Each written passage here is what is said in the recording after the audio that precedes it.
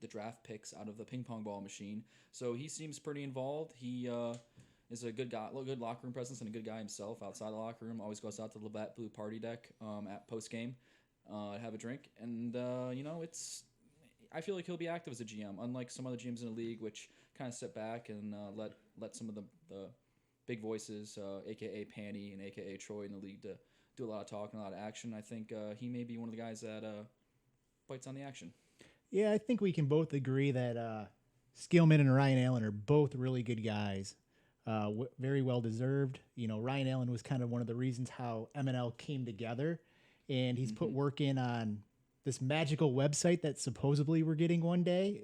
I mean, him, Drager, who knows? Are they working on it? Do they just talk? I don't know. Maybe they will, but those are nice rewards for them. As far as their knowledge on hockey and how people are going to do in the draft, I think only time will tell. They both seem like smart guys, so hopefully they'll do good, but I think we've seen in the past there's other smart people who have not done so great. Yeah, having a smart mind and having a hockey mind are two different things, but oftentimes they coalesce together when it comes to the league. And once you know everybody in the league, it's kind of hard not to know this is Proctor, I know he's number one, or this is Pearcy, he's obviously a 7th rounder or 6th rounder the way he's been playing lately, right? But please, I'm a 10th rounder. Draft me then. There's nothing worse than being drafted early and then being on a horrible team because I'm bringing us down. Right. I guess that's the only league that you want to be, or the only time a player wants to be drafted lower is in Monday Night Lights, where the lower you're drafted, the better your team is if you can play up to that draft pick or higher. Exactly. It's kind of funny sometimes you hear the people that get mad because they're like, oh, these guys didn't draft me. They didn't draft me. They want to be drafted. They think they're first rounders. They think 3rd rounders, and they're really like 4th rounders or 5th rounders. And it's like, you don't get it. If you get drafted later, chances your team is going to be better. Mm-hmm. And that's kind of key for a lot of teams, is finding that talent that will play above their draft position. And hopefully that's what Ryan Allen and Mr. Jeff Skillman would be able to knock out of the park in the draft for the Tigers. In addition to the Tigers, though, we did have another team change their name in the league. Do you want to give us the scoop on that, Pearcy? So Busta, we all know him, Mr. Jokester, thinks he's funny. The Ducks made the decision that they were going to be the Quakers, or like other people like to call them, the Quackers. An orange team, more stripes, black and orange. I don't know what they were thinking. Yeah, the jerseys are a little strange. So for like Pearcy just said, for those who don't know, Busta and Turtle ran the team, the Mighty Ducks, which were very distinct, but a lot of people didn't like the fact that the Ducks still were in existence, even though they weren't owned by Disney. It's one of the defunct NHL teams, so they changed their name from the Mighty Ducks, the old-fashioned duck goalie skull and the crossbone sticks, and the purple and the teal, and they went to the Quakers, which was an old Philadelphia-based team named after, obviously, Quakers. So they're like the oatmeal men, and that's literally what I'll be referring them to, and is one of the reasons why I feel like a couple people in the league are kind of skeptical as to why would you want to play in a team named after oatmeal men. So well, and then the news broke yesterday, of course, that the Quakers are no more, and they went back to the Ducks. But apparently, they're going Ducks not old school, alternative jersey with the orange jersey. Yeah, which is just, again, I feel like it's too much of a good thing, and then they change, or not a good thing, but too many changes in a small amount of time, and then you go from being the Mighty Ducks to the Quakers, back to the Ducks with orange jerseys. The Ducks are already in the NHL. Just what they should have done is, I feel, and I know a couple of people, like for example Justin Wright, another stud in the late rounds. We also, both of us shared the same mind that they should have gone with the D2 or D1 jerseys, Mighty Ducks, where there was like the all green with the duck on the front that Mr. Conway sported when he scored the game-winning goal for the Mighty Ducks in the first movie, I believe. And I also think they had him in second. That was definitely Mighty Ducks 1. They might have had it at the beginning before they went on their that's what I was thinking of in the adventure of the Olympics or juniors or whatever it was. Mighty Ducks 2 is a horrible movie, the worst Ducks of them all. I liked Mighty Ducks 3. I loved Mighty Ducks 1. Wow. Mighty Ducks 2 was trash. That's a spicy take. You go Mighty Ducks 2 is trash. It wasn't that bad. The third one was the one where they had the JV varsity, wasn't it? Oh yeah. Yeah, no, that was brutal. That was so much worse. There's no JV and varsity in like No. No, Mighty Ducks 3 was good. It was Joshua Jackson kind of in his Dawson Creek days when everybody loved him. You know, Mighty Ducks 2, I guess, a lot of people in this league, they're younger than me. It's kind of like, you're an 8-year-old and you think anything's cool. That movie was trash. That Mighty Ducks logo originally was trash as well for the NHL. But that beautiful duck almost, skating around with that green. I think there was just too much green going on in the league with the Whalers and the North Stars for them to try to go original movie jersey. That's sensible. I can see that. I mean, I don't feel like the Whalers, me personally, talking about jerseys since that's what we're on right now. I think the Whalers should be mainly green this season. They should have green accents. And as a player that could possibly be drafted by the Whalers in that middle rounds, I feel like Navy would be perfecto, and I would love the Navy. But if they were to go green, I don't have a big issue with that. And I like you're saying, if they did go green, that means the North Stars would have to go accent green, and then you're right. The Ducks would have then a different green. It's just too much green in the league. But if the Mighty Ducks were going to say the Mighty Ducks and not go with these weird kind of orange looking jerseys, I feel the green would be best suited for them, and we'd find a way to get the Whalers out of that green slot. Yeah, and speaking of possibly you being drafted by the Whalers, last, I believe, Thursday, we held the lottery for the order. This year we did it a little bit different. We're actually having a goalie draft and a player draft. What's your thought on that? I like that concept. It's something that Panny, I believe, threw out to the Ivory Tower to get it started, and it was to bring in balance to the league so that the first overall drafted player would be drafted with the last overall player. Because how the Monday Night League draft works is it snakes. So the first pick of the draft doesn't get to pick again until pick 15, because it goes through 7 picks and then another 7 picks, and then it's a snake. So they get to pick 15th. So they're going to be lined up with the last player of the draft the way it's lined up currently. How it was last year, the first overall person was be drafted not with the last overall person. So it was kind of weird to see Proctor with possibly a Jim Ellis or a Charles or a Kronk as opposed to Sam Mackey, which I think most people would say it's fair that the first overall pick should be going with the last overall pick for balance purposes. Yeah, I can totally understand the logic of that. The one thing that I think the Nordiques are getting a big advantage on is it didn't matter where they got picked for the goalie draft. They were still getting Cone, who he's a very good goalie. He's probably going to go top 4 minimum within that draft. And it didn't matter. They have him in that spot. So I think that is an advantage for them in that purpose. But, Panny was like, it doesn't matter. If I get one, I still get him. I don't, type of thing. But he's got his goalie. He likes his goalie. He's a big boy. Takes up a lot of room in the net. The Cowboy, he gets it done. Yeah, Koner gets it done. Cowboy Koner. Studding it up out there on Wednesdays for their team out in Troy. Was it K-Falcons? So, he plays there. He's going to be playing in the winter with the Nordiques. But as to your point, you were saying he's a big guy, plays big. He's a good goalie. Probably be drafted in the top 4. But the way the goalie draft works, to me, if he was in the first slot or the 7th slot, it wouldn't matter per se because it wouldn't affect the way the goalies were drafted. The first overall would just be pushed to the 2nd overall. The 2nd overall would just be pushed to the 3rd, etc. if Koner was chosen first. But because Koner's actually being chosen last, 7th, the last overall goalie is actually just pushed up to the 6th, and all the goalies are just pushed up a slot. So I don't think it matters too much per se, but I do get where you're coming from, where if Koner were drafted somewhere else inside the goalie draft, it would affect the goalie rankings, because if he's drafted 4th, then who knows what happens. Maybe the Tigers don't draft Aaron, or maybe they don't draft Ryan Z or me or someone. Maybe they draft someone else last overall, and it gets kind of weird. But the way it is now, I think it just makes it clean. But we'll have to see in the next coming month. Yeah, super quick. Let's review the order of the results of the lottery. We had the Americans for the player draft coming at 1, with the Tigers 2, the Ducks 3, North Stars coming in next at 4, Seals are 5, Whalers 6, 7th for the Deeks.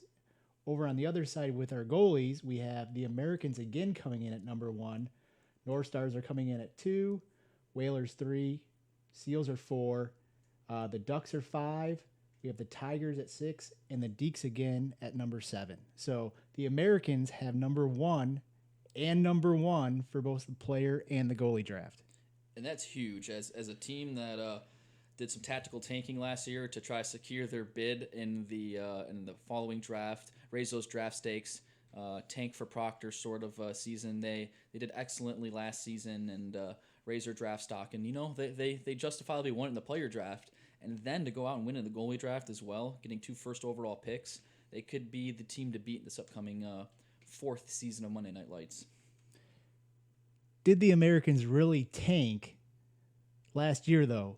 Last year, majority of people thought they had the worst draft coming out. You do not tank during a draft. There's no reward for tanking. Why do you tank? You had the worst draft. You made a bad trade. Having this advantage of 1-1, will they be able to pull off a good team? At this point, I don't think you can have a bad team if you have both the first overall player draft and the first overall goalie. So, I mean, you get to choose between elite talents of Sean Hardy, a.k.a. Sugar, or the new guy, Matt Taylor, which is arguably the quote-unquote best talent in the league, talent-wise, or the perennial winner, which has won every single Monday Night Lights fall season he's played in, Mr. 22, Altered Socks himself, Paul Proctor. So, I mean, if you're going to pick one of those 3 guys, you're probably going to pick Proctor, especially because the Americans 2 years ago won with Paul Proctor. But, I mean, you can't go wrong being first overall. You get to pick a really elite talent. And then you get to come back in the goalie draft later that night, and you get to choose between J-Flo or myself or Cam or Ryan Z. You get your first picks at the goalie. So you get to pick a goalie that's going to be adjusted to your team and your team defense. Maybe you want a goalie that's going to play the puck more and be more active in net and play to a good defense, or maybe you need someone that's just going to be a blocking style and it's going to stay home and play for those back door because you don't have an agile defense, but you have a grinder defense. So there's a lot of aspects that are going to come into play for the goaltender draft and the player draft both. But I think they're in a prime position either way. Yeah, it's really tough to say right now. It'd almost be an interesting thing if you were like 3rd, somewhere 5th round, you just stuck the goalie draft in there. So first of all, I don't think anybody's actually in a draft of, hey, look at the team I built. I'm going to draft this goalie that I think's 3rd on my board because I think he fits the style better. I think you're always going to take the most talent, but maybe you don't want to wait till the end for those goalies. Yeah, that's true. If they were in the draft like the past 3 seasons, it does play a little bit into, so when do you draft your goalie? Because if you draft a goalie too soon, you may lose out on some scoring, that puck-moving defenseman or that gritty grinder on the second line that's going to win you those puck battles. But if you draft them too late, you could end up with quote-unquote the worst goalie in the league. I mean, most of the goalies are all the same skill. But well, we know the actual draft order for how the goalies have to go. I guess what I'm saying is maybe you draft the first 3 rounds of players and then you stop, you do the goalie round, and then you do the rest of 4 through 10 or something like that. Maybe you don't wait till the very end to just get those goalies out of the way. True, you could do that, but I think that's kind of what this is doing right now. It's just but having a separate draft. I thought actually the way they did the draft for the goalies was a little bit, I don't want to say peculiar. I would say it was fair because it's randomized, but I thought they were going to do it the opposite of what the player draft turned out. So the first overall in the player draft was the Americans, so I thought they would get the last overall pick for the goalies, and then that order would be reversed. So the Deeks would get the first overall for the goalies, and then you'd have the Whalers getting the second overall for the goalies, the Seals getting the 3rd overall for the goalies, the North Stars the 4th, etc. So it's interesting that they randomized both. And I don't have an argument for or against it. I kind of think it is what it is, and it's kind of I guess you get to play around with it a little bit this first season that we get to do a randomized draft like this and having 2 separate drafts. But maybe going forward, the process could be streamlined a little bit more. But for right now, it is what it is, and I think it turned out pretty well overall, even if the Americans did out with the first overall pick in the player and the goalie draft, because the rest of the teams, they're pretty balanced. I mean, the Tigers go 2nd in the player draft, and then they go 6th in the goalie draft. The North Stars are 2nd in the goalie draft and 4th in the player draft. So it seems kind of be like a opposite in the rest of the teams mostly. So if you're in the top end of the player draft, you go in the bottom of the goalie draft, and vice versa, except for the Deeks, which are both 7-7, and the Americans, which are both 1-1. And sometimes it's just worth trying something new, and maybe this will be a horrible way of doing it. Maybe it's great, but one thing we can do is try to always get better. Look at what was bad, what was good, and just continuous improvement, baby. The league will get better, we'll get stronger. Oh, yeah. So we'll see how that goes. But, we'll get a little bit deeper into players coming up on additional episodes. We have some new guys. We don't know how they are, so it's kind of hard to say where people are going to rank, where people are going to fall. But right now, we're in just spring. Big facts. We're in just spring. And just spring is our spring league. We have 4 teams. Those teams are the Spitfires, the Frontenacs, the Stick Figures, and Must Be Nice. In addition to being in just spring, quote unquote, as everyone likes to say, we're actually in the playoffs right now. And we are in a double elimination scenario where if your team loses once, you're still in the playoffs. You just have to lose your second game, and then you'd be eliminated. So what ends up happening is your final, you have one team that has a game in hand effectively they can use. And it ends up being a 2-game series of sorts. Where the one team has to win 2 games and the other team only has to win 1. So it's like a pseudo 3-game series. Most people have played in double eliminations before and know what it is. But long story short, that actually we are halfway through the playoffs, and the next game is between the Frontenacs and the Stick Figures, with Must Be Nice eliminated and the Spitfires awaiting the winner of the Frontenacs and Stick Figures to see who gets to play the Spitfires in the championship. Yeah, both games this last week were... the Stickfires and Must Be Nice. It was nice going down to the end. We got 2 empty net goals at the end to make it a 5-2 score, to make it not look as close as it really was. But like you said, Must Be Nice is out of the playoffs. Surprisingly, Paul Proctor, number 1 pick. I guess it's spring. He's taking it easy. And I don't think the spring counts towards his record of championships. Honestly, this is the first time I think Paul Proctor has not played in finals. Because 2 years ago when I was in spring, he played with us in high stakes. I think last year in spring he played in the finals as well. So in every single season he's played in like Monday Night Lights, he's been in the finals or he's won the championship. The fall he's won the championship every year, and the spring he's at least gotten to the finals. So for him not to be in is definitely against the Vegas odds. I don't think Vegas was betting on that. It is nice to see, though, that there's going to be a big game with the Frontenacs and Stick Figures coming up. The Stick Figures actually got outshot in the second half of the game with Must Be Nice by 16 shots and from the 7-minute mark on. But they got up to early, was it 3-0 lead you guys had? It's 3-0 lead, I believe? I believe so. Yeah, but, 3-0 lead, and then the Must Be Nice came back with 2 goals until the final minute of play when you guys finished off with some empty netters. It's never a nice feeling when you're up and then all of a sudden they score a couple goals and all of a sudden, you start to cringe up a little bit, tighten up. Your team doesn't really perform as much because you get a little bit nervous, but those empty netters were nice and let us pull off the win. Now, me being on the Stick Figures, I'm not a neutral party. Who do you think's got next week's game? Ooh, as a old Whoop would say. Between the Frontenacs and the Spitfires, the Frontenacs and the Stick Figures, I'm going to have to go with the Frontenacs unless they're missing one of their 3 elite talents between Rattler, Pete, or Andy Fem. So the big thing about the Frontenacs is when those 3 guys are playing, they put Pete and they put Andy Fem together in the first line, which really is a lot of speed and it's tough for a lot of teams to deal with. And then Dave P plays with Rattler in the second line. And while Dave P generally isn't a scoring threat, he has a great ability to set up other players to score. And Rattler is kind of that finisher on the second line. But when they're missing one of those 3 guys and they have to sub down a couple picks, it can help you some, because then you're not dealing with so much speed on the first and the second line, which is both dangerous. You just have to kind of worry about one line vice 2. Now, another big thing, too, is last week, the Spitfires defeated the Frontenacs 7-2 in a playoff game. We were up 1-0, me as the goalie of the Spitfires. They got 2 quick goals, quickish goals within like 5 minutes or so. Weird deflection from good old Justin Wright, grinding out a goal, one of our late rounders.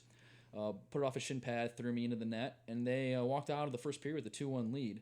And then the rest of the game, the Spitfires, I don't know what happened to my boys, but my boys, they turned it up. They got 6 more goals the rest of the game. I think they had a 5-goal second period. So well, when you have great defense, in front of you like Pearcy subbing in for Turnbull, big facts. How are you guys not gonna win? I was +4 on the night.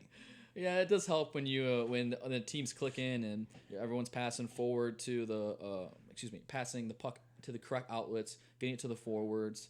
I mean, Koner had a hat trick. Charles Mackey had a goal and 2 assists. I mean, Antioch was buzzing. So was Serta. The boys played a great game in front of me. Made it a little bit easier for me than it needed to be. And I think Cam was going to be out for some vengeance against you guys next week because even though none of the goals were his fault from a goalie's perspective, and there's maybe 3 tips and like 3 breakaways. He's still going to be out for some revenge because no one likes giving up 7 goals on Monday Night Lights as a goalie. So, yeah, and the stick figures, we've been out Kimmel for the last 3 weeks. Sounds like he's going to be back. He just has a bruise. He went and actually got it checked out by the doctor. So I expect that to be, a big offensive boost for us. Woo-hoo-hoo-hoo. A little Kimmel action, on Monday. The way he's been playing too, the 2 games before he was out, he had 3 goals and 3 assists in 2 games. That was unreal. Got you guys that 1 goal against the Froniacs to take it to OT. That man has a snipe. Nobody can deny that. That's true. Yeah, he gets in the right spot with the puck. He's dangerous for sure. So seeing him in your guys' lineup, that may change Vegas odds a little bit there. So who knows? It's gonna be a tough game, but I think from this Spicy Lettuce's opinion, Froniacs I think are probably gonna win that game against you guys 3-2. But we'll see. I mean, anything can happen. Either way, the winning team will move on, and they'll have to beat the Spitfires in 2 straight games, and, that'll be a tough challenge. That is true. That will be a tough challenge. Big facts here, speaking from my personal opinion. Hopefully they don't win 2 games. Hopefully it just goes 1 game, we win, because we can use extra games for the player evaluations, the new guys. But we're getting sidetracked here. I'm getting sidetracked. So, yeah, it'll be a big game this upcoming Monday to see who gets to fight in the championship against the Spitfires. So it looks like we actually got our first comment in the Twitch chat as well. Looks like it's from MNL HL, and it says, Paulie has never actually won a spring championship. It's his next big hump, probably goal in life, I would say. Ooh, that's a hot take from whoever said that. I like that. I didn't know that. So I guess Paul's next big play next spring is going to be win a spring league championship in Monday Night Lights. To be fair, I think last year he was actually hurt. Oh, yeah, I forgot because he got injured and he got his ankle snapped in half by who was it? Who snapped his ankle and had because the following season when I was on the Americans when we won the championship, he hurt it in that final game. Final game with so then it makes sense why he would have missed spring. Okay, but he's been to the finals all 3 seasons. Apparently, it was House who might have hurt him. Ooh, see, it's another grinder though, trying to do his best to stay with one stock wonder, Paulie. So I guess that makes sense that I guess there was a grinder that tried to stay with him and I don't know, hacked and whacked. But it's good to see that Paul's and he doesn't turn off in spring because I mean he still made it in 3 finals, so it's not like he's not trying to win in spring. Some guys have that Theo Fleury thing where they play 100 miles an hour for some games. Some games they just lollygag. So I would beg to differ here. I would say Proctor, he kind of lollygags about 80% of games now. He's turned into Cherry Proctor. Whoa, that is a spicy take. Cue the Drake horn. Like, seriously. All right. When this man right here can keep up with him 70% of the time, I mean, when he wants to turn it on, he can. That could be coming back from the injury. Maybe it's being lazy. Maybe it's just busy. I don't know. That's him. See, no, that's smart. That's smart hockey. He picks his lines. He knows when he has the defenseman off-footed or on their back foot, and then he cuts inside, cuts outside, gives them a little razzle, sometimes a little dazzle, puts a top bar down ski, and then you're like, wow, well, I only gave up 1 goal to Proctor today, and that might have been the only time that he could have razzle-dazzled you. So, I also I'm going to try to make it a point to never be on the ice with him again in case he hears these comments right here. I'm pretty sure other people are going to let him know in Slack. So, and for those of you who don't know at home, we have a messaging group where we all like to talk some smack in, and it's called Slack. Obviously, most of you guys know what the app is. They're listening. Anyways, long story short, I'm pretty sure people in Slack will let Proctor know that Pearcy thinks that Proctor could be giving more hard-earned effort in the fall. Well, if I'm never on the ice against him again, he can't burn me. I mean, that's truth. That's not a lie. So we can all have goals in life, right? True.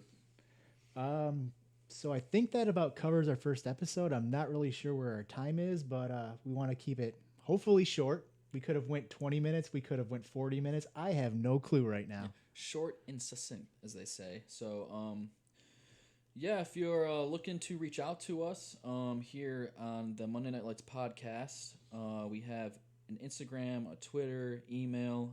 I don't know if you want to hit them with that info again, but I'll hit you guys with the media info. Our phone number here is 714-75-WHOOP. That's WHOOP. 714-75-WHOOP. So in the future, if you hear that we're going to be putting out a podcast, you want to call in, get some listeners' comments, some listeners' thoughts, don't hesitate to reach out. And then furthermore, our email address is podcast@mnlhl.com. So again, that's podcast@mnlhl.com. We have a Twitch. We have a Instagram. So go out and seek those. Follow and subscribe those. I believe those are both Monday Night Lights Hockey League, right? MNLHL. They might be MNL_hockey. MNL_hockey. Thank you. That's what it was. Yeah. So again, send us emails, give us voicemails, tell us how bad we are, tell us how great we are. We don't care. But for Brian Pearcy and Andrew Hetes, I think we are over. This is Spicy Lettuce, and I'm out.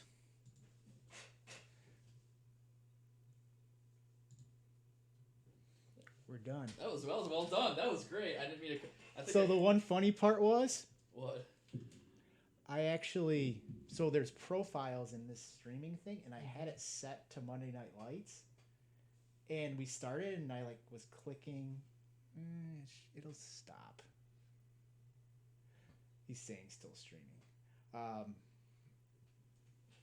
Is it still streaming? Ooh, the Blues are up 1-0.